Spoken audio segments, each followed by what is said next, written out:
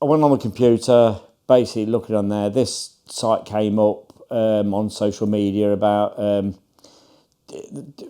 investing into the stock market and currencies and that. The company was going to teach you all the way through it from step one all the way up to get to a certain point, and then when you were comfortable, you'd make a small investment.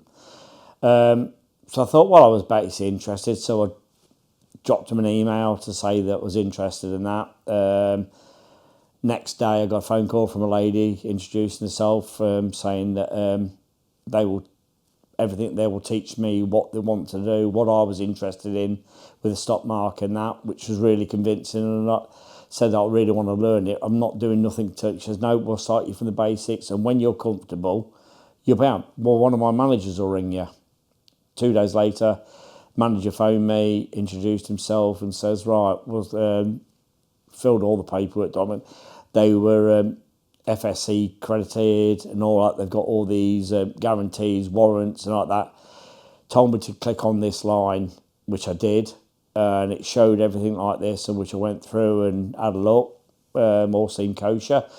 So we went on. He was teaching me for over probably a couple of weeks, and that we were showing me different bits and bobs what was happening. Then small investment, £92. That's what I put in, and he started doing stuff and that.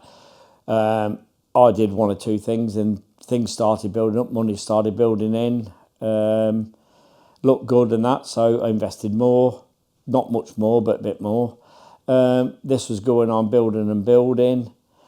Then he says, oh, we need to get this. Then he showed me how to get money back out the account, and that took requests, which I did, and it went straight into my account. So then he said he was going on leave, and that'll be passed to somebody else, which I did. This bloke introduced himself. He went through and said, I'm going to take you deeper into it, learning more about the stock market, which we did. We went over the weeks and that, put in there, invested into this, invested into gold, and all that, and it was really building.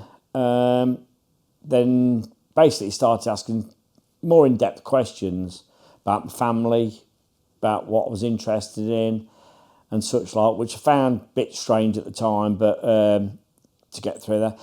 And the other thing is, when I was on the phone to him, by then, he'd been on the computer and that, and asked me to download AnyDesk, which I did.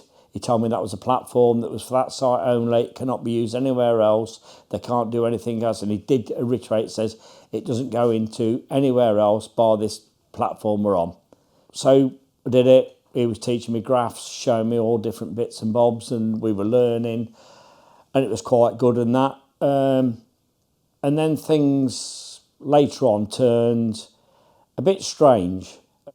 He said he kept stopping the chat, then sending me stuff on the computer to show me on things like this, and we're going through it. And it was, but one stage, he sent a form back, and I looked at it, and it was a loan with my name signed and everything on the computer signed. I said, "What's that?" It's, "Oh, no, that's not yours."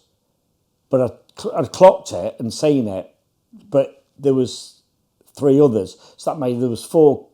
And I actually clocked what the names of what banks. That's when I realised there was something major wrong.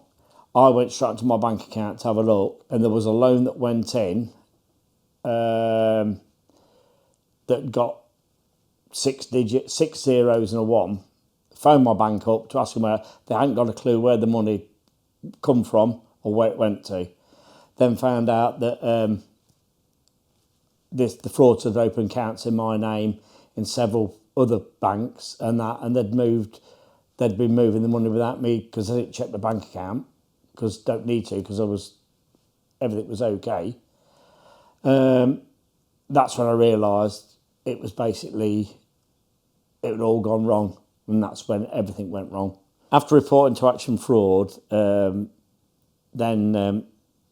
I got in touch with the police, who had already notified Derbyshire Victim Support. What I would say is, you phone the police before you've phoned anybody else. They can help you more than you can believe.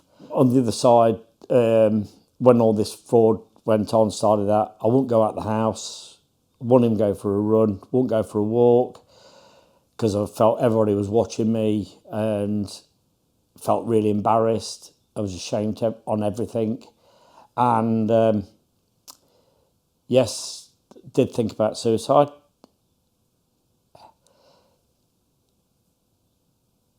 But no way out of doing what I was doing. It came into my head. I thought it would be better without. It'd be better without me. But we've gone through that battle. I've had cracking support from Louise, which we've done. My wife did take me away on holiday, and I did think about just getting up and walking away, which made a massive. She's been an absolutely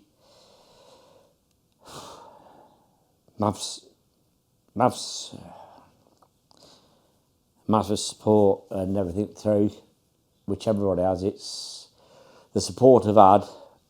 It's been absolutely overwhelming, and I'm still struggling to cope with that.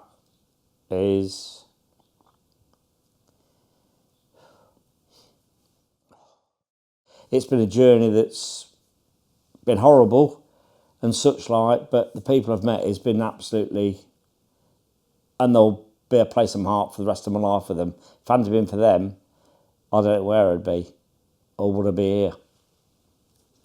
You must, whatever you do, you must get in touch with the police straight away. It's the best thing you can do, and the only way you can go.